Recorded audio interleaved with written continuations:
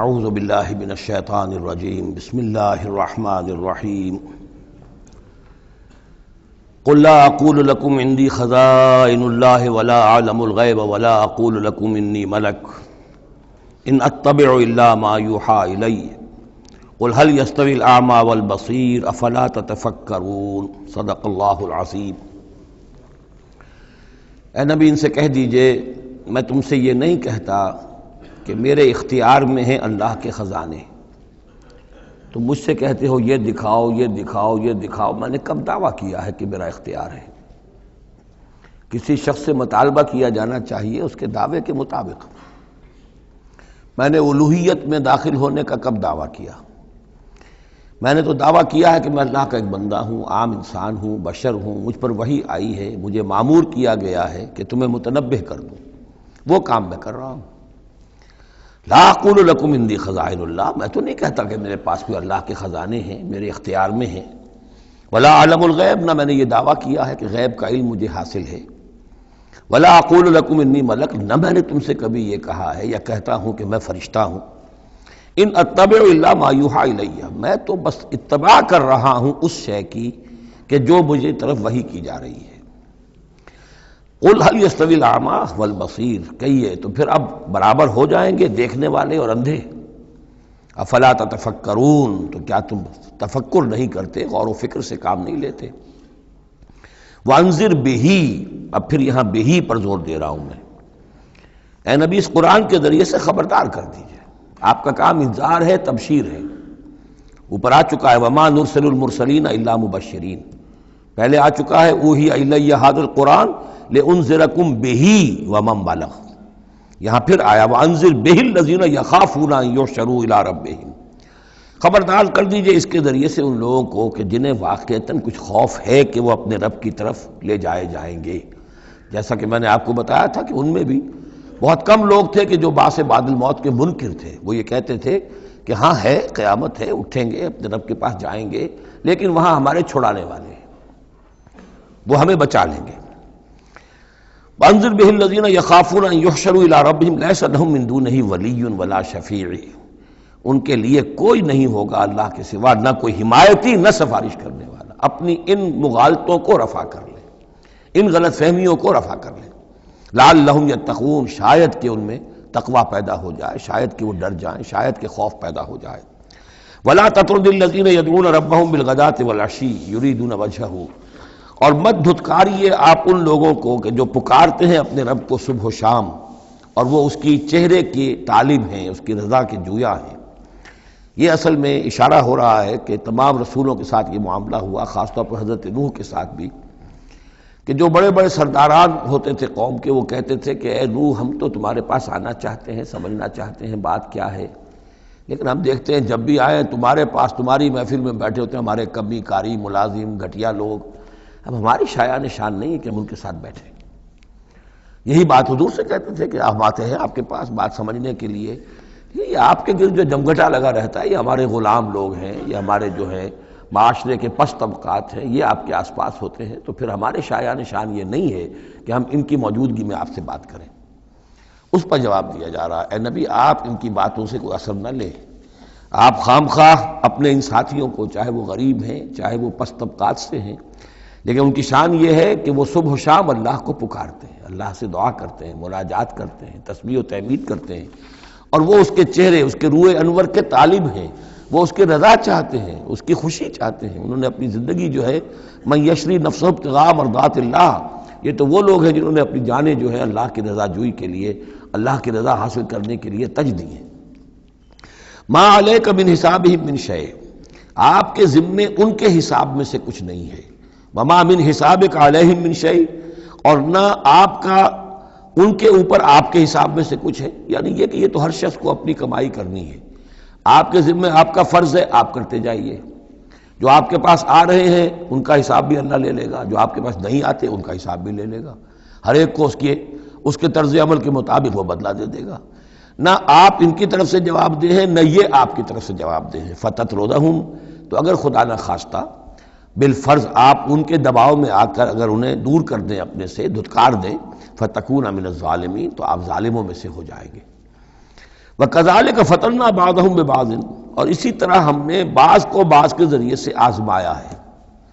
حق کہہ رہا ہے ایک شخص لیکن ہے مفلس، اب وہ دولت مند جو ہے وہ مسکرائے گا، اس کو دیکھو یہ مجھے سمجھانے آیا ہے، اس کے کپڑے پھٹے ہوئے ہیں، جوتیاں پٹخارتا ہوا آ گیا مجھے سمجھانے کے لیے، اپنی حیثیت کو نہیں پہچانتا۔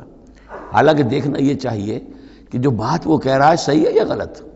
اس طرح ہم آزمائش کر دیتے ہیں لوگوں کے لیے، وَكَذَلِكَ فَتَنَّا بَعْضَهُم بِبَعْضٍ، اسی طرح ہم آزماتے ہیں بعض کو بعض کے ذریعے سے، لِيَقُولُوا، تاکہ وہ کہیں أَهَٰؤُلَاءِ مَنَّ اللَّهُ عَلَيْهِم مِّن بَيْنِنَا، کیا یہ وہ لوگ ہیں جن پر اللہ کا خاص انعام و احسان ہوا ہے ہم میں سے؟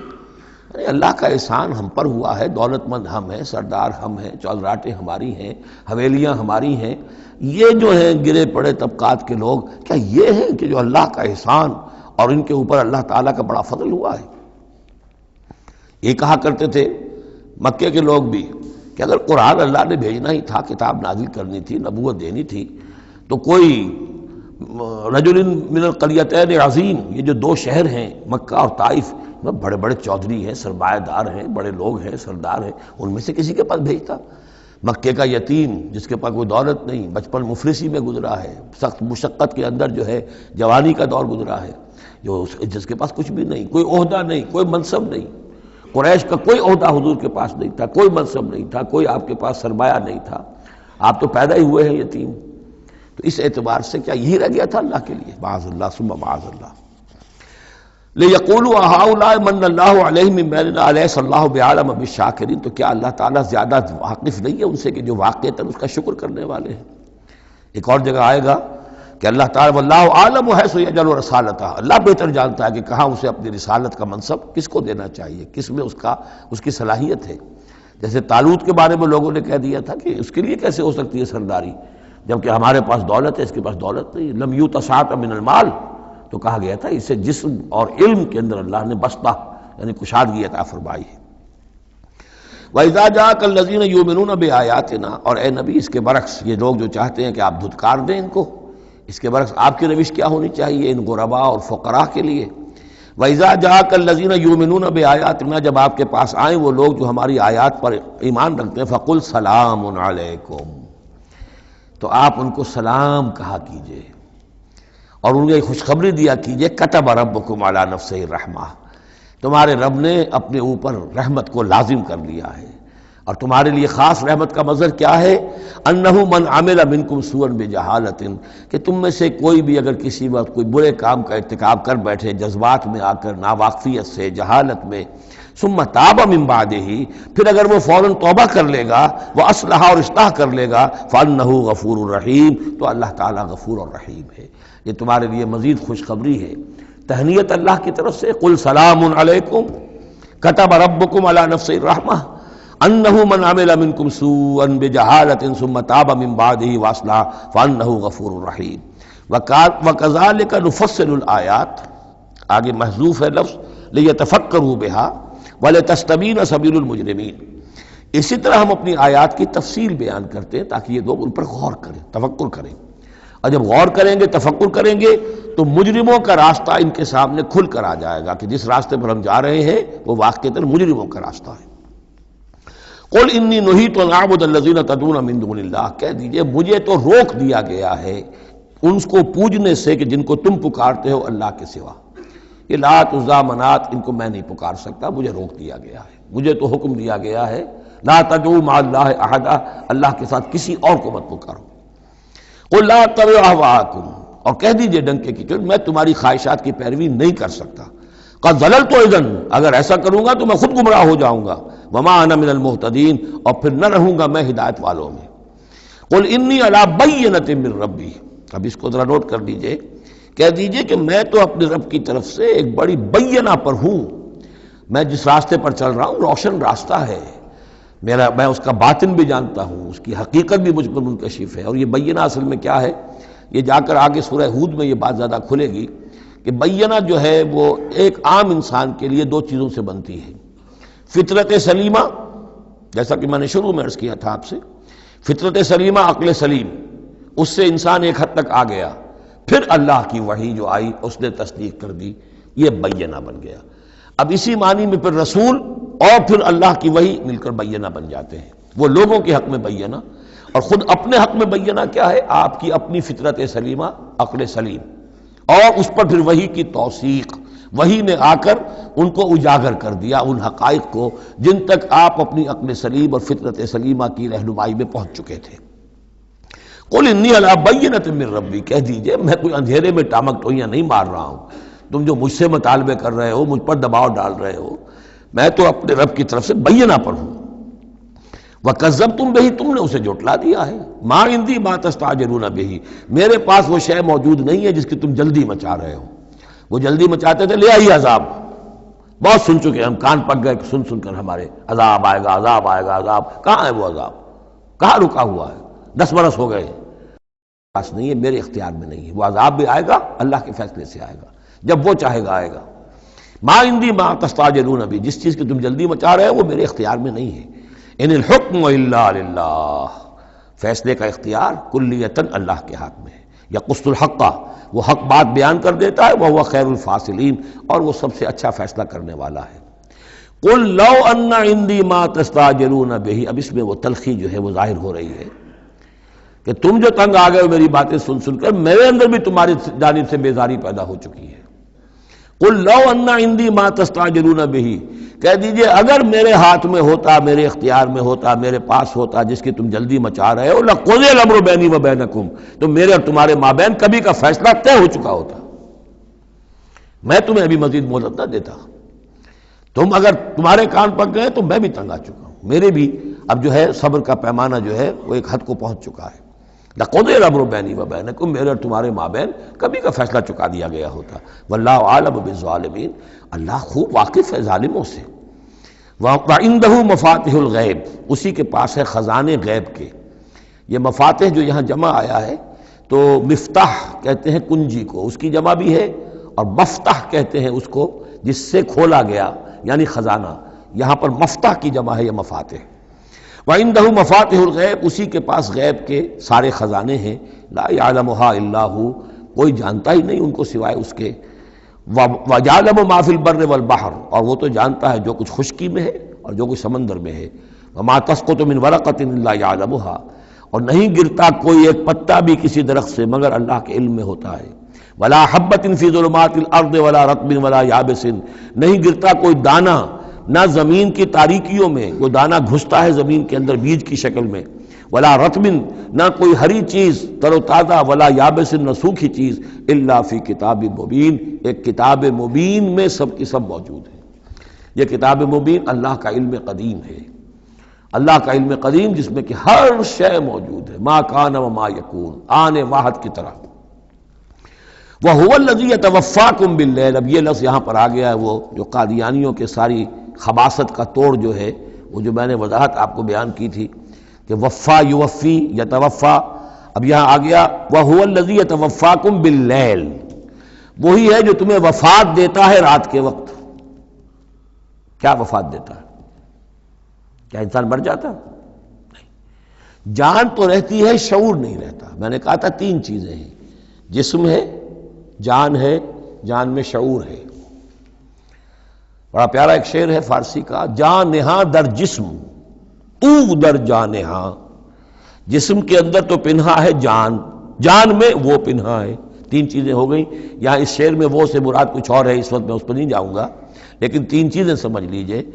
جان نہاں در جسم، جسم کے اندر جان پنہا ہے، او در جان نہاں، وہ جان میں نہاں ہے۔ اے نہاں اندر نہاں اے جانے جاں، یہ پھر کسی اور جگہ پر پڑھیں گے اس شعر کو انشاءاللہ۔ اب سمجھ لیجئے، ایک جسم ہے، جسم میں جان ہے، جان میں شعور ہے، اصل شے تو شعور ہے، لہذا نیند میں صرف شعور لے گئے، موت ہوئی تو شعور بھی لے گئے، جان بھی لے گئے، اور عیسیٰ کو لے گئے، شعور بھی لے گئے، جان بھی لے گئے، جسم بھی لے گئے۔ تو توفع جو ہے کل کا کل پورے طور پر ہوا ہے حضرت عیسیٰ علیہ السلام کا۔ ہمارا توفع توفی جو ہوتا ہے وہ تو ادھورا ہوتا ہے، جسم یہیں رہ جاتا ہے، جان اور شعور چلا جاتے ہیں، اور نیند میں شعور چلا گیا۔ وَهُوَ الَّذِي يَتَوَفَّاكُم بِاللَّيْلِ وَيَعْلَمُ مَا جَرَحْتُم بِالنَّهَارِ، وہی ہے جو تمہیں وفات دے دیتا ہے، قبضے میں لے لیتا ہے، یتوفاکم رات کے وقت، اور وہ جانتا ہے جو کچھ کہ تم کرتے ہو دن کے وقت۔ ثم یبعثکم فیہ، پھر وہ دوبارہ اگلی صبح کو پھر تمہیں اٹھا دے گا، لیقضی اجل مسمی، تاکہ وہ تمہاری جو مہلت ہے وہ پوری ہو جائے۔ یعنی روزانہ ایک طرح سے ہم موت کی آغوش میں چلے جاتے ہیں۔ آدھی موت تو ہے، نیند کسے کہتے ہیں؟ آدھی موت ہے۔ یہی وجہ ہے کہ جو دعا ہے صبح کو اٹھنے کے وقت کی، جو مسنون دعا ہے، الحمدللہ الذی احیانی بعدما اماتنی والیہ النشور، کل شکر اور کل حمد اور کل تعریف اس اللہ کے لیے ہے جس نے مجھے دوبارہ زندہ کیا اس کے بعد کہ مجھ پر موت وارد کر دی تھی۔ نیند جو ہے وہ موت کی بہن ہے، اور اسی طرح اٹھنا ہے اللہ کی طرف۔ یہ بڑا ایک عجیب نکتہ ہے، اس کو ذہن میں اس کو اپریشیٹ کیجئے۔ جو شخص صبح آنکھ کھلتے ہی جس کی زبان پر یہ الفاظ آتے ہوں، الحمدللہ الذی احیانی بعدما اماتنی والیہ النشور، قیامت کے دن جب وہ اٹھے گا اس کی زبان پر یہی ترانہ خود بخود آ جائے گا، اس وقت ہوگا وہ 100% درست۔ الحمدللہ الذی احیانی بعدما اماتنی والیہ النشور، کیونکہ عادت پڑی ہے، ہمیشہ کہا ہے، جیسے ہی شعور آیا الحمدللہ الذی احیانی بعدما اماتنی والیہ النشور، تو یہ وہ ترانہ جو ہے جو کہ باعث بعد الموت کے وقت ہماری زبان پر ہوگا، اس کا ریہرسل ہے جو آپ روزانہ کریں گے اگر یہ عادت پختہ کر لیں۔ وَهُوَ الَّذِي يَتَوَفَّاكُم بِاللَّيْلِ وَيَعْلَمُ مَا جَرَحْتُم بِالنَّهَارِ ثُمَّ يَبْعَثُكُم فِيهِ لِيُقْضَىٰ أَجَلٌ مُّسَمًّى ثُمَّ إِلَيْهِ مَرْجِعُكُم، پھر اسی کی طرف تم سب کا لوٹنا ہے۔ ثُمَّ يُنَبِّئُكُم بِمَا كُنتُمْ تَعْمَلُونَ، پھر وہ تمہیں جتلا دے گا جو کچھ کہ تم کرتے رہے تھے۔ وَهُوَ الْقَاهِرُ فَوْقَ عِبَادِهِ، اور وہ اپنے بندوں پر، یہ لفظ کئی مرتبہ آیا ہے اس صورت کے اندر، اللہ پوری طرح غالب ہے، قابو یافتہ ہے اپنے بندوں پر۔ وَيُرْسِلُ عَلَيْكُمْ حَفَظًا، اور وہ تم پر نگہبان بھیجتا رہتا ہے۔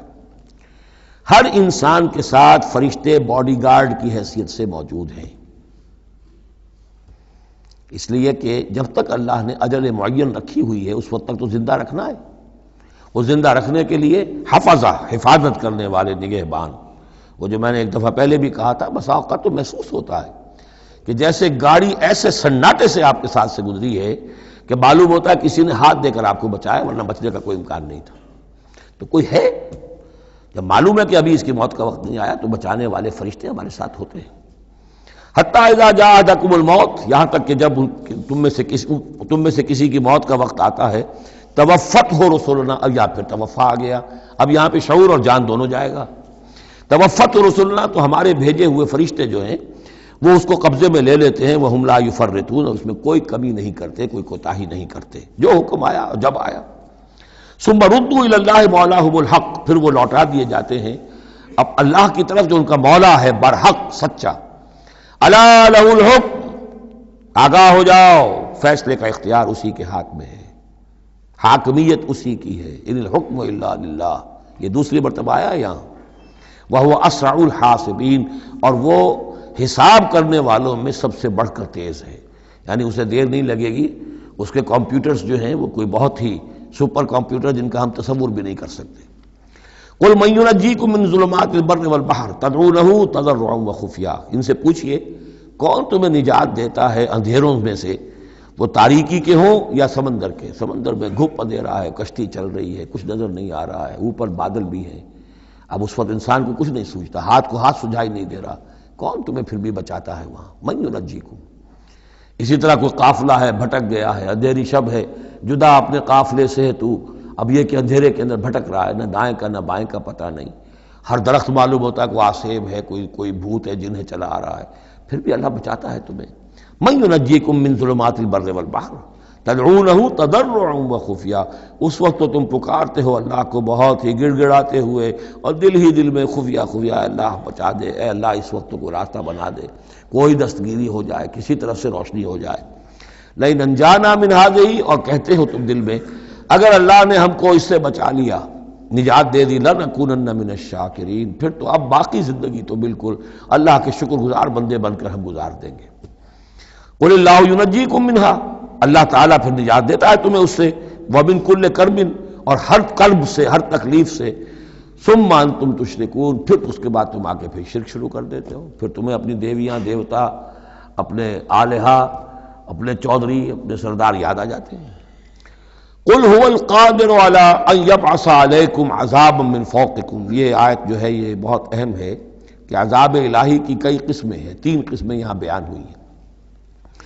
کہہ دیجئے وہ قادر ہے اس پر کہ تم پر بھیج دے کوئی عذاب من فوقکم، تمہارے اوپر سے، آسمان کا ٹکڑا گر جائے، کوئی میٹیورائٹ گر جائے، جو بعد خبریں آتی رہتی ہیں کوئی آ رہا ہے، لیکن یہ کہ وہ پھر تحلیل ہو جاتا ہے کہیں، جو بھی اوزون لیئر ہے یا کچھ اور ہے بچت ہے، لیکن یہ کہ اگر اللہ چاہے تو جہاں آسمان پر سے کوئی عذاب بھیج دے آپ کے اوپر، او من تحت ارجلکم، یا آپ کے قدموں کے نیچے سے، زمین پھٹ جائے، شق ہو جائے، زلزلہ آئے، زمین دھنس جائے، یہ بھی ہوتا ہے، خسف ہوں گے، قیامت سے پہلے بڑے بڑے 3 خسف ہونے ہیں جن کی خبر دی گئی ہے احادیث کے اندر، بڑے بڑے ٹکڑے زمین کے دھنس جائیں گے اندر۔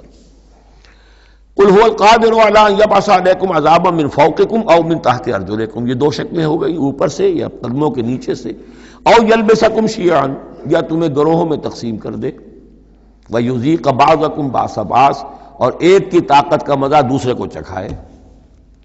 اب لڑو آپس میں، پرانے اور نئے سندھی لڑو آپس میں، پنجابی اور اردو بولنے والے لڑو، اور بلوچ اور پختون لڑو، مارو ایک دوسرے کو۔ اللہ تعالیٰ کو نہ آسمان کو تکلیف دینے کی ضرورت کہ اس کا کوئی ٹکڑا گرائے، نہ زمین کو کوئی مشقت دینے کی کہ وہ پھٹے، کوئی ضرورت نہیں، آپس میں تقسیم ہو جاؤ گے، گروہ بندی ہو جائے گی، شیعہ سنی کو مارے اور سنی شیعہ کو مارے۔ یہ جو ہے یہ عذاب الہی کی بدترین شکل ہے جو آج مسلمانان پاکستان پر مسلط ہے۔ وہ کبھی ایک قوم ہوتے تھے، ہندو کا جب مقابلہ تھا ایک قوم تھے، اور اب وہ قوم جو ہے قومیتوں میں، عصبیتوں میں تحلیل ہو چکی ہے۔ انظر کیف نصرف الآیات لعلہم یفقہون، دیکھو کیسے ہم اپنی آیات کی تصریف کرتے ہیں۔ تصریف کہتے ہیں آیات کو گھمانا، ایک ہی بات کو اسلوب بدل بدل کر، انداز بدل بدل کر، ترتیب بدل بدل کر لانا۔ ایک پھول کا مضمون ہو تو 100 رنگ سے باندھو۔ وَكَذَّبَ بِهِ قَوْمُكَ وَهُوَ الْحَقُّ، اور اے نبی آپ کی قوم نے اسے جھٹلا دیا۔ بہی مراد قرآن، یعنی میں نے عرض کیا کہ اس صورت کیا یہ عمود، حصی معجزہ کوئی نہیں دکھائیں گے، اصل معجزہ محمد کا یہ قرآن ہے صلی اللہ علیہ وسلم، اسی لیے بہی بہی بہی اس کی تکرار اس میں کثرت سے ملے گی۔ وَكَذَّبَ بِهِ قَوْمُكَ وَهُوَ الْحَقُّ، یہ قرآن الحق ہے، لیکن اے نبی آپ کی قوم نے اس کو جھٹلا دیا ہے۔ قُلْ لَسْتُ عَلَيْكُمْ بِوَكِيلٍ، ان سے کہہ دیجئے میں اب تمہارا ذمہ دار نہیں ہوں۔ اب میں نہیں کہہ سکتا کہ کب اللہ کے عذاب کا بند جو ہے وہ کھل جائے اور تمہارے اوپر وہ عذاب ہلاکت جو ہے وہ آ جائے۔ لِكُلِّ نَبَوْ مُسْتَقَرٌ، كُلِّ نَبَإٍ مُسْتَقَرٌ، ہر خبر، ہر بڑی بات کے لیے وقت معین ہے۔ فَسَوْفَ تَعْلَمُونَ، میں نہیں کہہ سکتا، جیسے کہ سورہ انبیاء میں فرمایا وَإِنْ أَدْرِيَ قَرِيبٌ أَمْ بَعِيدٌ مَا تُوعَدُونَ، میں یہ نہیں جانتا کہ جس کی تمہیں دھمکی دی جا رہی ہے وہ قریب آ چکا ہے یا دور ہے، ٹائم ٹیبل اللہ کے علم میں ہے، لیکن یہ میں جانتا ہوں کہ اگر تمہاری روش یہی رہی تو عذاب آ کر رہے گا۔ بسوف تعلمون، اور ان قریب تمہیں معلوم ہو جائے گا۔ وَإِذَا رَأَيْتَ الَّذِينَ يَخُوضُونَ فِي آيَاتِنَا، یہ وہ آیت آ گئی جس کا حوالہ سورہ نساء کی آیت نمبر 140 میں آیا تھا کہ تمہیں پہلے ہدایت دی گئی تھی کہ جب تم لوگوں کو دیکھو کہ وہ ہماری آیات کا استہزاء کر رہے ہیں، تمسخر کر رہے ہیں، تو ان کے پاس بیٹھو مت، اٹھ کر چلے جاؤ، کم سے کم یہ کہ ایک پروٹیسٹ میں واک آؤٹ تو وہاں سے ہو جائے۔ وَإِذَا رَأَيْتَ الَّذِينَ يَخُوضُونَ فِي آيَاتِنَا، اور جب تم دیکھو لوگوں کو کہ وہ ہماری آیات میں خوض، مین میخ نکال رہے ہیں۔ دیکھیے اردو میں ہم ایک لفظ بولتے ہیں غور و خوض، بڑا غور و خوض ہو رہا ہے، بہت غور و خوض کے بعد میں اس نتیجے پر پہنچا ہوں۔ یہ دونوں لفظ جو عربی زبان کے بہت قریب کے ہیں، غور کے معنی، غور اچھے معنی میں آتا ہے اور خوض برے معنی میں آتا ہے۔ صحیح چھان پھٹک کرنا اور غور کرنا، اس کے ما لہو ما علیہ، فار کیا ہے، اگینسٹ کیا ہے، یہ مثبت انداز میں یہ ہے غور۔ خوض ہے مین میخ نکالنا، اس کے اندر جو ہے بال کی کھال خام خواہ کو اتارنا، یہ کوشش ہے، یہ خوض ہے۔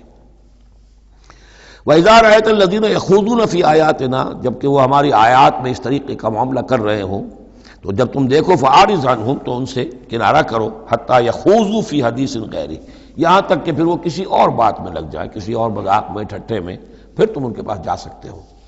وَإِمَّا يُنْسِيَنَّكَ الشَّيْطَانُ فَلَا تَقْعُدْ بَعْدَ الذِّكْرَىٰ، اور اگر تمہیں شیطان بھلا دے، تم بیٹھے ہوئے تھے وہاں گفتگو شروع ہوئی، کچھ دیر تک تمہیں احساس نہیں ہوا کہ یہ تم اس کام میں لگ گئے ہیں، تو تمہیں یاد نہیں آیا، لیکن فَلَا تَقْعُدْ بَعْدَ الذِّكْرَىٰ، جب یاد آ جائے تو مت بیٹھو ان کے ساتھ، مع القوم الظالمین، ان ظالموں کے ساتھ، پھر وہاں سے واک آؤٹ کرو احتجاجاً، اور پھر یہ البتہ منتظر رہو، چونکہ دعوت و تبلیغ کے لیے پھر تمہیں آنا ہے، تو قالوا سلاما، علیحدہ بھی ہو تو وہ لٹ مار کے نہ ہو، بلکہ یہ کہ اٹھو وہاں سے تو بڑی خوبصورتی کے ساتھ۔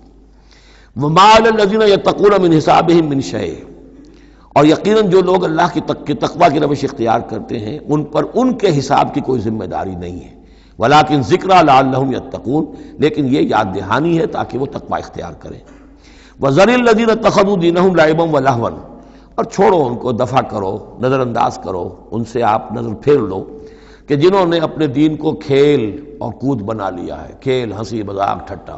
بہت سے لوگ اب بھی مل جائیں گے آپ کو دین کے معاملے میں کبھی سنجیدہ ہوتے ہی نہیں، دین کی بات اگر شروع ہوگی تو وہ اسے استہزاء میں، تمسخر میں، ٹٹ بٹس میں، اینیکڈوٹس میں، یہ واقعات یوں ہو گیا تھا، یہ ایسا تھا، اس میں اس کو جو ہے وہ بالکل ختم کر دیں گے۔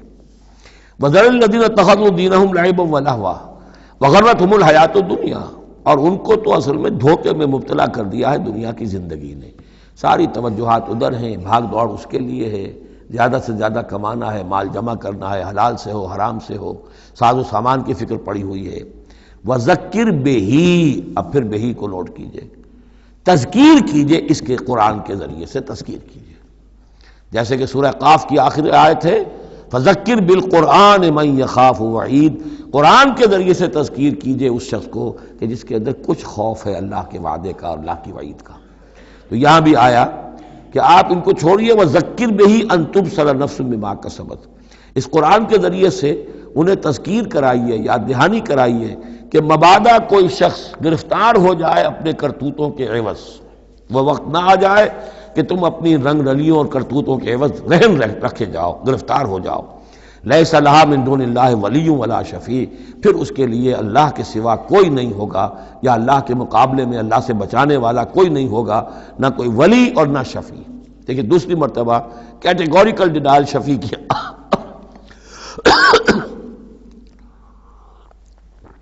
آیت الکرسی کے ضمن میں عرض کر چکا ہوں، بیشتر مقامات پر قرآن مجید میں کیٹیگوریکل ڈینائل ہے، کوئی شفاعت نہیں۔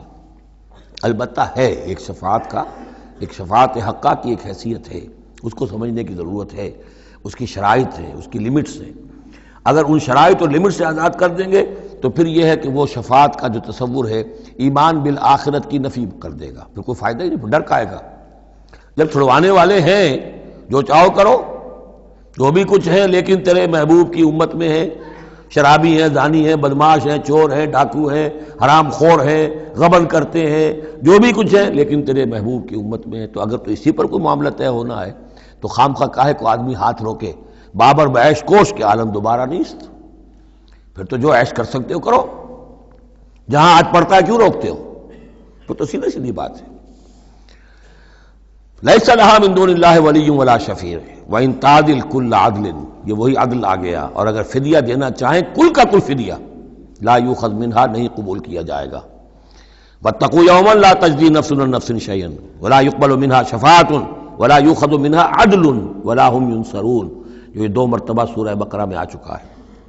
اولئک الذین ابسلوا بما کسبوا، یہ لوگ تو اب گرفتار ہو چکے ہیں اپنی کرتوتوں کے عوض، اب یہ رہن ہے۔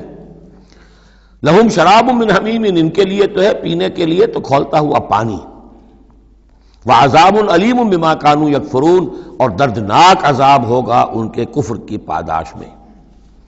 قل اندعو من دون اللہ ما لا ينفعنا ولا يضرنا، اے نبی ان سے کہیے کیا ہم پکاریں اللہ کو چھوڑ کر ان چیزوں کو جو نہ ہمیں نفع پہنچا سکتی ہے نہ نقصان؟ یہ بت کیا نفع پہنچائیں گے تمہیں، کیا نقصان پہنچائیں گے؟ خود اپنی حفاظت کر نہیں سکتے، اپنی مکھیاں اڑا نہیں سکتے، ان کو پکارتے ہو، ان کے سامنے سجدے کرتے ہو، ان کو متھے ٹیکتے ہو۔ اندعو من دون اللہ ما لا ينفعنا ولا يضرنا، خیر بت کی بات تو ہو گئی بہت ہی واضح، باقی بھی اس کائنات کے اندر کوئی کسی کے لیے نہ خیر کے پر قدرت رکھتا ہے نہ شر پر، الا باللہ، لا حول ولا قوت الا باللہ۔ یہ یقین ہو جائے تب توحید مکمل ہوگی، پھر کس کے سامنے آدمی سر جھکائے خام خواہ، کس کے آگے اپنی عزت نفس پیش کرے، اس کا دھیلا کرے؟ کسی کے ہاتھ میں اختیار ہے ہی نہیں، لا حول ولا قوت الا باللہ۔ حدیث میں آیا ہے، حضرت عبداللہ ابن عباس کو مخاطب کر کے کہا ہے کہ نوجوان اس بات کو اچھی طرح جان لے اگر تمام دنیا کے انسان مل کر چاہیں اولکم و آخرکم و انسکم و جنکم کہ تمہیں کوئی فائدہ پہنچا دیں، نہیں پہنچا سکتے جب تک کہ اللہ نہ چاہے، اور تمام انسان چاہے تمہیں کوئی نقصان پہنچا دیں، نہیں پہنچا سکتے جب تک اللہ نہ چاہے۔ تو پھر یک درگیر و محکم گیر پکارو اللہ کو، کسی اور کو پکارنے کا، کسی اور سے سوال کرنے کا، کسی اور سے ڈرنے کا، کسی اور سے التجائیں کرنے کا، کسی اور کا استغاثہ کرنے کا، دہائی دینے کا کیا فائدہ ہے؟ قُلْ أَنَدْعُو مِن دُونِ اللَّهِ مَا لَا يَنفَعُنَا وَلَا يَضُرُّنَا وَنُرَدُّ عَلَىٰ أَعْقَابِنَا، اور ہم جو ہے اپنی ایڑیوں کے بل لوٹا دیے جائیں بعد اذ ہدانا اللہ، جبکہ ہمیں تو اللہ نے ہدایت دے دی ہے۔ کالذی استہوتہ الشیاطین فی الارض حیران، کیا اس طرح کے آدمی ہم بن جائیں کہ جن کو شیاطین نے، جنوں نے کسی جنگل میں بیابان میں اس کی مت مار دی ہو، راستہ بھلا دیا ہو، اب اسے کچھ نظر نہیں آ رہا۔ لہو اصحاب یدعونہ الی الہدی ائتنا، ہیں اس کے ساتھی جو اس کو پکار رہے ہیں کہ آؤ ہماری طرف، ہدایت کی طرف آؤ، ہمارے پاس آؤ۔ قل ان ھدی اللہ ھو الھدی، یہ نقشہ کھینچ دیا گیا ہے جماعتی زندگی کی کتنی برکت ہے۔ آپ اکیلے ہوں، کہیں بھٹک گئے ہوں، تو پھر یہ کہ آپ کے لیے سیدھے راستے پر آنا بہت مشکل ہو جائے گا۔ جماعتی زندگی ہے، ساتھی ہیں، جس کو کہا ہے سورہ توبہ میں کونوا مع الصادقین، معیت اختیار کرو، رہو ساتھ سچوں کے۔ کسی وقت ہوتا ہے انسان کو کوئی ایسی آزمائش پیش آ گئی ہے، اس کا دماغ چکرا گیا ہے، گھوم گیا ہے، نہیں سمجھ میں آ رہا، راستہ نہیں نکل رہا، مشکل بڑی آ گئی ہے، ایک طرف حرام ہے لیکن یہ ہے کہ دباؤ کو بہت پڑ رہا ہے، گھر والوں کا پڑ رہا ہے، بچوں کا پڑ رہا ہے، بیوی کا پڑ رہا ہے، راستہ غلط ہے۔ اس میں یہ ہے کہ ایسے وقت میں بسا اوقات پھر اگر رفقا ہیں، ساتھی ہیں، آپ کے کامریڈز ہیں، آپ کے کولیگز ہیں، اس کے ساتھ وہ پکارتے ہیں، ساتھ ہاتھ جو ہے آپ کا تھام کر آپ کو سہارا دیتے ہیں۔ قل ان ھدی اللہ ھو الھدی، یقیناً ہدایت کہہ دیجئے اللہ ہی کی ہدایت اصل ہدایت ہے۔ وَأُمِرْنَا لِنُسْلِمَ لِرَبِّ الْعَالَمِينَ، اور ہمیں تو حکم یہ ہوا ہے کہ ہم تمام جہانوں کے پروردگار کی تابع داری اختیار کریں اور فرما برداری اختیار کریں۔ وَنَقِيمُ الصَّلَاةَ وَاتَّقُوهُ، اور یہ کہ نماز قائم کرو اور اس کا اللہ کا تقوی اختیار کرو۔ وَهُوَ الَّذِي إِلَيْهِ تُحْشَرُونَ، اور وہی ہے جس کی طرف کہ تمہیں جمع کر دیا جائے گا۔ وَهُوَ الَّذِي خَلَقَ السَّمَاوَاتِ وَالْأَرْضَ بِالْحَقِّ، اور وہی ہے جس نے آسمان اور زمین بنائے ہیں حق کے ساتھ۔ یہاں حق کے کیا معنی ہے؟ ود اے پرپس، یہ بیکار نہیں ہے۔ ربنا ما خلقت ھذا باطلا، اے رب ہمارے تو نے یہ سب باطل نہیں بنایا، بیکار نہیں بنایا، بے مقصد نہیں بنایا۔ سورہ آل عمران کی آخری رکوع کی جو دعا ہے، بلکہ باطل کے مقابلے میں کیا؟ حق۔ وَهُوَ الَّذِي خَلَقَ السَّمَاوَاتِ وَالْأَرْضَ بِالْحَقِّ وَيَوْمَ يَقُولُ كُن فَيَكُونُ، اور جس دن وہ کہے گا ہو جا، وہ ہو جائے گا۔ کیا ہو جائے گا؟ جب وہ چاہے گا اس کائنات کو لپیٹ بھی دے گا، اسی نے بنایا ہے حق کے ساتھ، اور اسی کے حکم سے یہ لپٹ جائے گی۔ آگے چل کر آئے گا یوم نطوی السماء کطی السجل للکتب، جس دن کہ ہم تمام خلاؤں کو اور فضاؤں کو اور آسمانوں کو، ان سب کو ایسے لپیٹ دیں گے جیسے کہ تم کتابوں کا تومار لپیٹ لیتے ہو۔ والسماوات مطویات بیمینہ، تمام یہ خلا اور سما یہ سب اللہ کے داہنے ہاتھ میں لپٹے ہوئے ہوں گے۔ قولہ الحق، اس کا فرمانا ہی حق ہے۔ اس کا کیا معنی ہے؟ صرف اس کا کہہ دینا کن، بس، اس سے کسی اور شے کی ضرورت نہیں ہے، کوئی ذریعہ، کوئی میٹر، کوئی انرجی، کچھ نہیں۔ قولہ الحق، اس کا فرمانا ہی برحق ہے، اس کا کہہ دینا ہی برحق ہے۔ کن فیکون، یوم یقول کن فیکون قولہ الحق، وَلَهُ الْمُلْكُ يَوْمَ يُنفَخُ فِي الصُّورِ، اور اسی کے لیے ہوگی بادشاہی اس دن جس دن کے سور میں پھونکا جائے گا۔ اگرچہ حقیقت میں تو بادشاہی اب بھی اسی کی ہے، لیکن ابھی جھوٹے سچے بادشاہ بیٹھے ہوئے ہیں۔ ابھی شاہ فہد صاحب بھی براجمان ہیں، اور بھی شاہ بھی اور کوئی ہوں گے، حسن بھی ہیں، حسین بھی ہیں، وہ شاہ بھی ہیں اور بھی ہیں، ملکہ بھی ہیں۔ یہ سب جو ہیں یہ سب نسیہ منسیہ ہو جائیں گے۔ لمن الملک اليوم للہ الواحد القہار، معلوم یہ کہ اب بھی اگرچہ بادشاہی اسی کی حقیقت میں، لیکن یہ جھوٹے سچے ڈرامے والے خدا جو ہیں کچھ نہ کچھ بیٹھے نظر آتے ہیں بادشاہ۔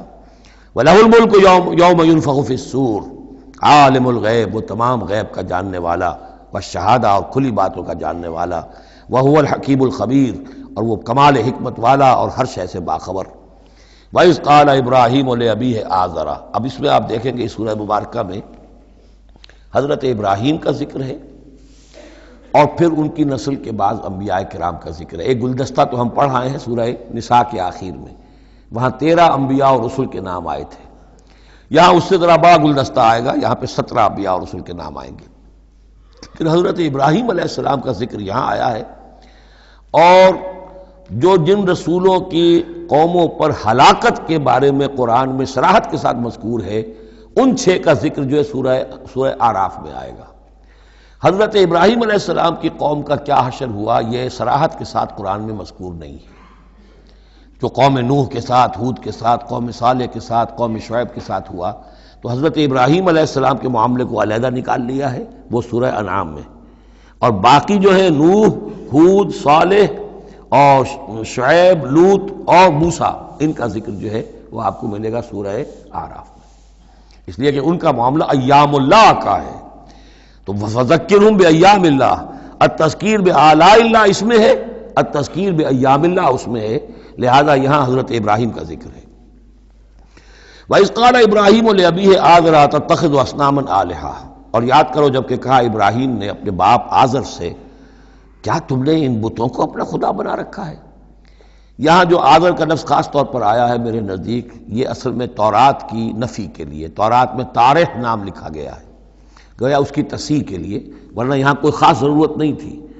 وَإِذْ قَالَ إِبْرَاهِيمُ لِأَبِيهِ، یہ کافی تھا، لیکن نام اس لیے دیا گیا کہ تورات پڑھنے والوں کو مغالطہ ہوتا ہے، اور اسی مغالطے کو اہل تشیع نے اختیار کر لیا ہے۔ انہوں نے تورات میں جو نام دیا گیا ہے اسے حضرت ابراہیم کا باپ کہا ہے، اور حضرت یہ جو آزر تھا اس کو کہا ہے کہ یہ چچا تھا، اس کی خاص وجہ ہے وہ پھر کسی موقع پر بیان ہوگی، لیکن یہ کہ تورات کی اس غلطی کو اہل تشیع نے اختیار کیا، قرآن مجید نے اسی کی نفی کے لیے یہاں پر حضرت ابراہیم کے والد کا نام صراحتاً بتا دیا کہ آزر ہے۔ وَإِذْ قَالَ إِبْرَاهِيمُ لِأَبِيهِ آزَرَ، اور یاد کرو جب کہ کہا تھا ابراہیم نے اپنے باپ آزر سے أَتَتَّخِذُ أَصْنَامًا آلِهَةً، کیا آپ نے ان بتوں کو اپنا الہ بنایا ہوا ہے؟ انی اراک و قومک فی ضلال مبین، میرا تو خیال یہ ہے، میری رائے تو یہ ہے کہ آپ بھی اور آپ کی قوم بھی کھلی گمراہی میں مبتلا ہے۔ وَكَذَلِكَ نُرِي إِبْرَاهِيمَ مَلَكُوتَ السَّمَاوَاتِ وَالْأَرْضِ، اور اسی طرح ہم دکھانے لگے یا دکھاتے رہے ابراہیم کو آسمانوں اور زمین کے ملکوت۔ ملکوت سے مراد کیا ہے کہ اللہ تعالیٰ نے اس کائنات کا جو نظام قائم کیا، جسے میں کہتا ہوں کہ جو یونیورسل ایک گورنمنٹ ہے، اس کا ایک نظام ہے، اس کے کارندے ہیں، تو اس کے مشاہدہ اللہ تعالیٰ اپنے رسولوں کو کراتا ہے تاکہ ان کا یقین جو ہے وہ یقین اس درجے کا ہو جائے کہ جیسے کہ اپنی آنکھوں سے دیکھی ہوئی چیزیں۔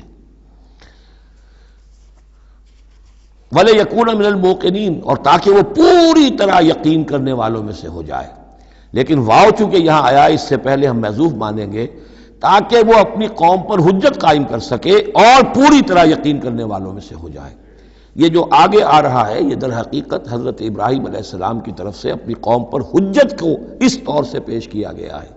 بعض حضرات کے نزدیک یہ ہے کہ یہ حضرت ابراہیم کا اپنا ذہنی ارتقاء ہے کہ واقعتاً انہوں نے سمجھا یہ ستارہ خدا ہے، پھر ڈوب گیا تو کہا کہ نہیں یہ تو ڈوب گیا، پھر چاند کو دیکھا تو چاند خدا ہے، پھر کہا نہیں یہ تو یہ بھی جو ہے غروب ہو گیا، پھر سورج کو کہا۔ تو یہ بات اصل میں بعض حضرات کی رائے ہے یہ، اور الفاظ سے کچھ متبادر بھی ہوتا ہے، لیکن یہ ہے کہ زیادہ صحیح رائے جس سے کہ آگے آ جائے گا وَتِلْكَ حُجَّتُنَا آتَيْنَاهَا إِبْرَاهِيمَ عَلَىٰ قَوْمِهِ، تو معلوم ہوتا ہے کہ یہ اصل میں حضرت ابراہیم علیہ السلام نے حجت قائم کرنے کے لیے یہ تدریج اختیار کی اپنی قوم کو سمجھانے کے لیے، اور حضرت ابراہیم علیہ السلام اللہ کے نبی تھے، اور نبی کوئی بھی زندگی کے کسی بھی مرحلے پر مشرک نہیں ہوتا، اس کی شریعت، اس کی سرشت اتنی خالص ہوتی ہے۔ صدیقین مشرک نہیں ہوتے، نبی تو ان سے بھی اونچے درجے کے ہیں، حضرت ابو بکر نے کبھی شرک نہیں کیا، حضرت عثمان نے کبھی شرک نہیں کیا، جو صدیقین ہیں صحابہ میں سے۔ وَكَذَلِكَ نُرِي إِبْرَاهِيمَ مَلَكُوتَ السَّمَاوَاتِ وَالْأَرْضِ وَلِيَكُونَ مِنَ الْمُوقِنِينَ فَلَمَّا جَنَّ عَلَيْهِ اللَّيْلُ، جب ان پر رات جو ہے اس نے تاریکی کر دی، رَأَىٰ كَوْكَبًا، انہوں نے دیکھا ایک چمکدار ستارے کو، قَالَ هَٰذَا رَبِّي، انہوں نے کہا یہ میرا رب ہے، یہ گویا کہ کہنے کیا ہاں یہ میرا رب ہے، اب یہ سوالیہ انداز بھی ہو سکتا ہے، with sign of exclamation ہو سکتا ہے کہ لوگوں کو کہنے کے لیے کہ یہ رب ہے، یہ انٹروگیشن کا بھی ہو سکتا ہے۔ هَٰذَا رَبِّي، فلما افل قال لا احب الافلین، جب وہ ڈوب گیا تو کہا بھئی یہ ڈوب جانے والی شے تو پھر میں تو پسند نہیں کر سکتا کہ میں اس کو اپنا خدا مان لوں۔ یہ قوم جو تھی ستارہ پرست بھی تھی، بت پرست بھی تھی، ستارہ پرست بھی تھی، اور نمبر 3 شاہ پرست بھی تھی۔ تینوں قسم کے شرک اس قوم میں موجود تھے کہ جس میں حضرت ابراہیم بھیجے گئے۔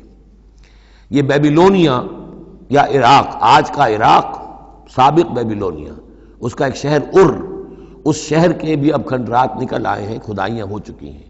شہر میں پیدا ہوئے ہیں، پھر وہاں سے ہجرت کر کے فلسطین گئے ہیں، اور پھر حضرت اسماعیل کو آباد کیا ہے حجاز میں، اور اپنے بیٹے حضرت اسحاق کو آباد کیا ہے فلسطین میں۔ تو یہ ان کے ذہن میں رکھیے۔ اور اس وقت عراق میں یہ شرک جو ہے گھٹا ٹوپ اندھیرے تھے کہ ان کے ہاں بت پرستی بھی تھی، ستارہ پرستی بھی تھی، اور تیسرے یہ کہ بادشاہ بھی نمرود جو تھا وہ یہ کہتا تھا کہ میں خدا ہوں۔ اس کا مکالمہ جو ہے جو اس نے کیا تھا محاجہ حضرت ابراہیم سے، وہ سورہ بقرہ میں ہم پڑھ چکے ہیں۔ انا احیی و امید، میں بھی یہ اختیار رکھتا ہوں، جس کو چاہوں زندہ رکھوں، جس کو چاہوں مار دوں۔ فلما رأى القمر بازغا، جب انہوں نے دیکھا چاند چمکتا ہوا، قال ھذا ربی، کہا ہاں یہ معلوم ہوتا ہے کہ یہ ہے رب۔ فلما افل قال لئن لم يهدني ربی، جب وہ بھی ڈوب گیا، غائب ہو گیا، تو انہوں نے کہا کہ اگر میرے رب نے مجھے ہدایت نہ دی تو پھر میں تو قوم ضالین میں سے ہو جاؤں گا۔ گویا کہ ابھی یہ الفاظ ہیں کہ جن سے اشارہ ہوتا ہے کہ شاید ابھی ان کا اپنا ذہنی اور فکری ارتقاء ہو رہا ہے۔ میں نے کہا تھا کہ الفاظ سے متبادر ہوتا ہے، لیکن یہ کہ ان دونوں چیزوں کو، دونوں سائڈز کو ناپ تول کر جو رائے بنتی ہے وہ دوسری ہے۔ فلما رأى الشمس بازغة، جب دیکھا سورج بہت چمکدار، قال ھذا ربی ھذا اکبر، تو فرمایا ہاں یہ ہے رب، یہ سب سے بڑا ہے۔ فلما افلت، جب وہ بھی ڈوب گیا، قال یا قوم انی بریء مما تشرکون، انہوں نے کہا اے میری قوم کے لوگوں، میں تو بری ہوں، اعلان برات کرتا ہوں ان سب سے جنہیں تم شریک ٹھہرا رہے ہو۔ انی وجہت وجہی للذی فطر السماوات والارض حنیفا، میں نے تو اپنا رخ کر لیا ہے، اپنا چہرہ جو ہے ادھر کر لیا ہے اس ہستی کی طرف جس نے آسمانوں اور زمین کو بنایا، یکسو ہو کر، وما انا من المشرکین، اور میں مشرکوں میں سے نہیں ہوں۔ وحاجہ قومہ، اب اس پر محاجہ کیا ان سے ان کی قوم نے، وہ حجت بازی شروع کر دی، یہ تم نے کیا کہہ دیا؟ سارے دیویوں کی نفی کر دی، سارے ستاروں کی نفی کر دی، ہر چیز کی نفی کر دی، اب تم پر مار پڑے گی فلاں دیوی کی اور فلاں ستارے کی نحوست جو ہے اس کا تم نے انکار کیا، اب تیار ہو جاؤ، اب تمہارے اوپر شامت آئے گی۔ قال تحاجونی فی اللہ وقد ہدان، انہوں نے فرمایا مجھ سے محاجہ کر رہے، حجت بازو کر رہے اللہ کے بارے میں، جبکہ اس نے تو مجھے ہدایت دے دی ہے، مجھے تو اللہ نے ہدایت دی ہے۔ ولا اخاف ما تشرکون بہ، اور مجھے کوئی خوف نہیں ان ہستیوں کا جنہیں تم شریک ٹھہرا رہے ہو، مجھے کوئی خوف نہیں۔ الا ان یشاء ربی شیئا، ہاں اللہ کو چاہے میرے ساتھ کہ کوئی تکلیف مجھے آ جائے، کوئی آزمائش آ جائے تو ٹھیک ہے، میرا رب ہے، لیکن مجھے کوئی کسی کا ڈر نہیں، نہ تمہارے کسی دیوی کا، نہ دیوتا کا، نہ کسی ستارے کی نحوست کا، اور نہ کسی اور کا۔ لا اخاف ما تشرکون بہ، تم جس کا مجھے ڈراوا دے رہے ہو مجھے ان میں سے کسی کا کوئی خوف نہیں۔ الا ان یشاء ربی شیئا، اللہ یہ کہ میرا رب میرے لیے کچھ چاہے جو چاہے۔ وسع ربی کل شیء علما، یقیناً میرا رب جو ہے وہ تو ہر شے کے علم کے اعتبار سے احاطہ کیے ہوئے ہے۔ افلا تتذکرون، تو کیا تم عقل سے کام نہیں لیتے، تم نہیں سوچتے، نصیحت اخذ نہیں کرتے؟ وکیف اخاف ما اشرکتم، میں کیسے ڈروں ان سے جنہیں تم نے شریک ٹھہرا رکھا ہے۔ ولا تخافون انکم اشرکتم باللہ، جبکہ تم نہیں ڈرتے کہ تم نے اللہ کے ساتھ شریک ٹھہرا دیے۔ ما لم ينزل به علیکم سلطانا، اور ان ہستیوں کو شریک ٹھہرا دیا ہے جن کے لیے کہ اللہ نے کوئی سلطان، کوئی سند نہیں اتاری۔ ہاں اللہ نے اپنی کتابوں میں کوئی سند اتاری ہوتی، عقل انسانی میں اس کی کوئی بنیاد ہوتی تو کوئی بات بھی ہوتی، نہ عقل میں، نہ فطرت میں، نہ کسی آسمانی کتاب میں کسی معبود کے لیے کوئی گنجائش نہیں ہے ہی نہیں۔ وَكَيْفَ أَخَافُ مَا أَشْرَكْتُمْ وَلَا تَخَافُونَ أَنَّكُمْ أَشْرَكْتُمْ بِاللَّهِ مَا لَمْ يُنَزِّلْ بِهِ عَلَيْكُمْ سُلْطَانًا فَأَيُّ الْفَرِيقَيْنِ أَحَقُّ بِالْأَمْنِ إِن كُنتُمْ تَعْلَمُونَ، تو اگر تم علم رکھتے ہو تو بتاؤ دونوں فریقین میں سے، یعنی ایک موحد ہے، ایک اللہ واحد پر ایمان رکھتا ہے، ساری قوت اس کے ہاتھ میں، سارا اقتدار اس کا ہے، ہر شے اس کے قبضہ قدرت میں۔ ایک وہ ہے کہ جو اس کو ماننے کے ساتھ ساتھ کچھ اور چھوٹے دیوی دیوتا سینکڑوں جو ہیں وہ ان کو بھی مانتے ہیں۔ امن اور چین اور سکون کس کو میسر آئے گا؟ قلبی چین، روحانی اطمینان اور سکون۔ ای الفریقین احق بالامن، ان دونوں میں سے موحدین اور مشرکین میں سے امن، سکون، اطمینان، چین اور راحت کا کون زیادہ حقدار ہے؟ بتاؤ اگر تم جانتے ہو۔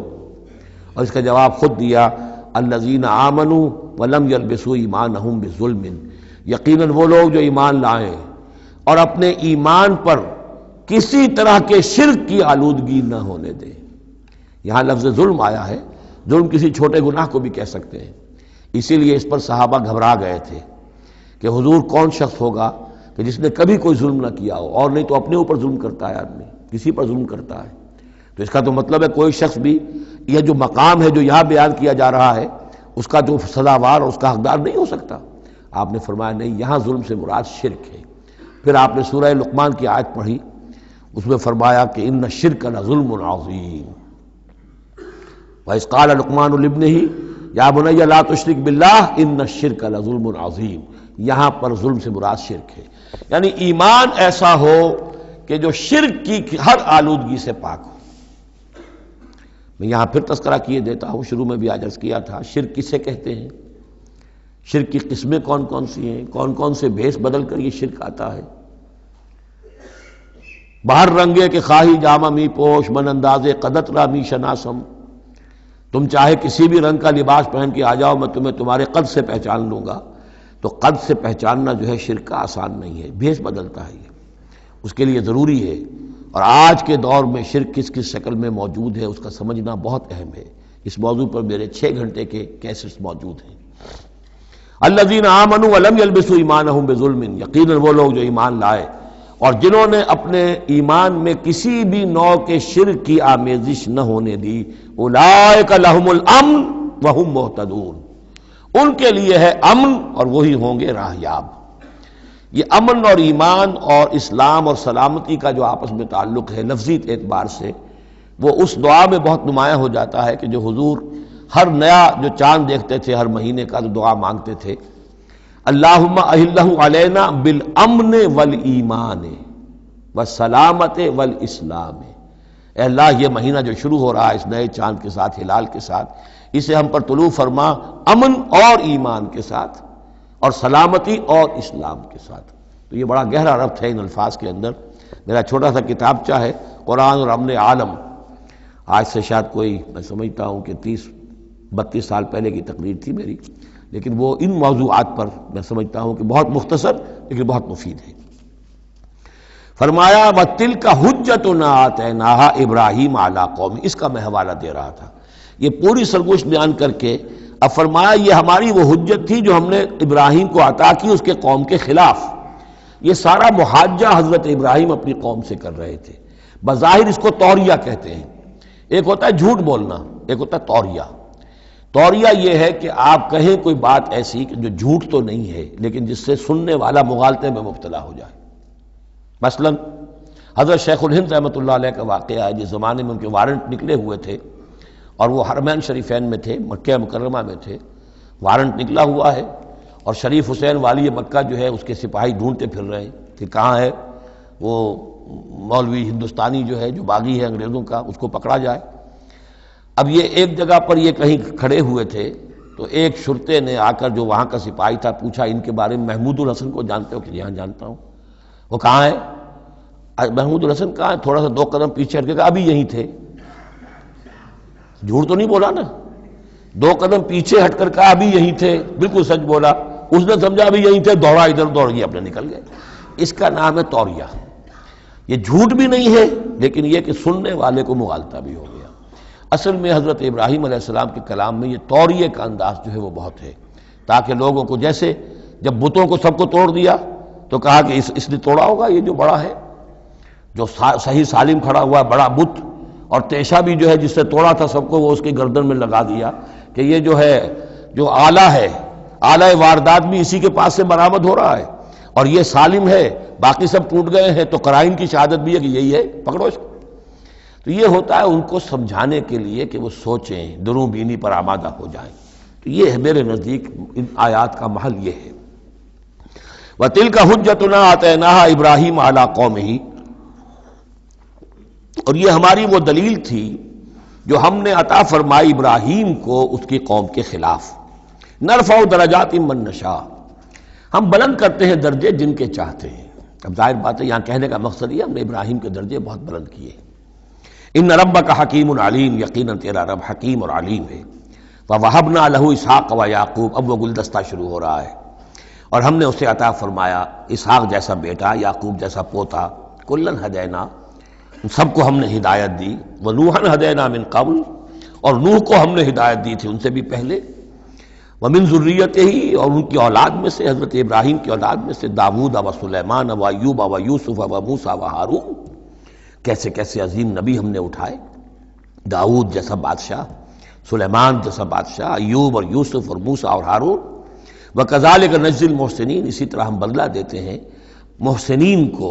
یہ لوگ ظاہر بات ہے کہ ایمان کی اس بلند ترین منزل پر فائز تھے جس کو ہم پڑھا ہے سورہ مائدہ میں کہ ثم اتقوا واحسنوا واللہ یحب المحسنین، وزکریا ویحییٰ وعیسیٰ والیاس، مزید برآں زکریا جیسے نبی، یحییٰ جیسے نبی، عیسیٰ علیہ السلام، والیاس کل من الصالحین، یہ سب کے سب نیک بختوں میں سے تھے، واسماعیل والیسع ویونس ولوطا، اور اسماعیل اور الیسع اور یونس اور لوط، وکلا فضلنا علی العالمین، سب کو ہم نے تمام جہان والوں پر فضیلت دی، ومن آبائہم، اور ان کے آباء و اجداد میں سے بھی، وذریاتہم، اور ان کی نسلوں میں سے بھی، واخوانہم، اور ان کے بھائیوں میں سے بھی، واجتبیناہم، ہم نے ان کو چن لیا، پسند کر لیا، سلیکٹ کر لیا، وہدیناہم الی صراط مستقیم، اور ہم نے ان کو ہدایت دی سیدھے راستے کی طرف۔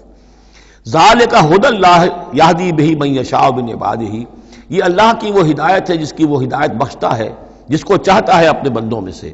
وَلَوْ أَشْرَكُوا، اور اگر بالفرض وہ بھی شرک کرتے، لَحَبِطَ عَنْهُمْ مَا كَانُوا يَعْمَلُونَ، ان کے بھی سارے اعمال حبط ہو جاتے۔ شرک اتنی بری شے ہے، اتنے اونچے اونچے مراتب، اتنے اعلیٰ اعلیٰ مقامات، اللہ کی محبوب شخصیتیں، اولو العزم پیغمبر اور یہ عظیم انبیاء، لیکن بالفرض یہ سمجھانے کے لیے، ظاہر بات ہے کوئی امکان نہیں تھا کہ وہ شرک کرتے، لیکن ہمیں سمجھانے کے لیے شرک وہ شے ہے، ان اللہ لا یغفر یشرک بہ ویغفر ما دون ذلک لمن یشاء ولو اشرکوا لحبط عنہم ما كانوا یعملون، اگر وہ شرک کرتے تو ان کے بھی تمام اعمال حبط ہو جاتے۔ اولئک الذین آتیناہم الکتاب والحکم والنبوۃ، یہ وہ لوگ ہیں جن کو ہم نے کتاب دی، اپنی حکمت اور شریعت سے نوازا، نبوت سے سرفراز فرمایا۔ وَإِن يَكْفُرْ بِهَا هَؤُلَاءِ، اور اگر کفران نعمت کریں یہ لوگ اس کی، یہ جو آیات اب اللہ تعالیٰ نے دی ہیں تمہیں اے محمد صلی اللہ علیہ وسلم، اگر یہ لوگ ان آیات کی اب ناشکری کر رہے ہیں، کفران نعمت کر رہے ہیں، اگر وہ ان سے فائدہ نہیں اٹھا رہے، ان کی روشنی سے اپنے دلوں کو منور نہیں کر رہے، فقد وکلنا بہا قوما لیسوا بہا بکافرین، تو ہم نے ایک اور قوم کو تیار کر رکھا اس کام کے لیے کہ وہ اس کی ناقدری نہیں کرے گی، یعنی یہ کہ مدینہ کے انصار انشاءاللہ اس کی قدر کریں گے۔ مکے کے یہ لوگ جو ہیں اگر ناقدری کر رہے ہیں محمد صلی اللہ علیہ وسلم، اور تمہاری باتیں جو ہیں اب تک 10-11 برس ہونے کو آ گئے ہیں، اس کے نتائج جو ہیں بڑے ہی کم سے کم یہ کہ مایوس کن نہیں تو دل شکن ضرور ہے۔ محمد جیسا مبلغ اور رسول اور داعی اور مربی اور مزکی اور معلم، اور 10-12 برس کی جد و جہد میں بمشکل 150 پونے 200 آدمی، پہلے 10 برس میں تو بمشکل 125 آدمی۔ تو یہ ہے کہ اس اعتبار سے فَإِن يَكْفُرْ بِهَا هَؤُلَاءِ، اگر یہ لوگ کفران نعمت کر رہے ہیں ان کا، فقد وکلنا بہا، تو ہم نے کچھ مقرر کر دیے ہیں کچھ اور لوگ، قومن، ایک ایسی قوم، لیسوا بہا بکافرین، جو ان کی شاید جو اس کی ناشکری نہیں کریں گے۔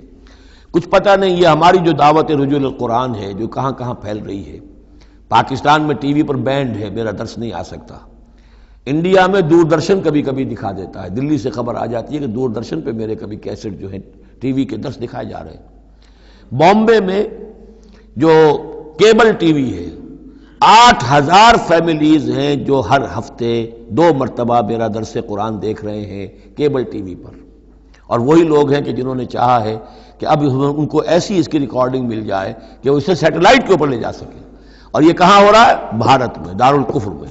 اور پاکستان میں کیا ہو رہا ہے؟ جو کچھ ہو رہا ہے وہ آپ کے سامنے ہے۔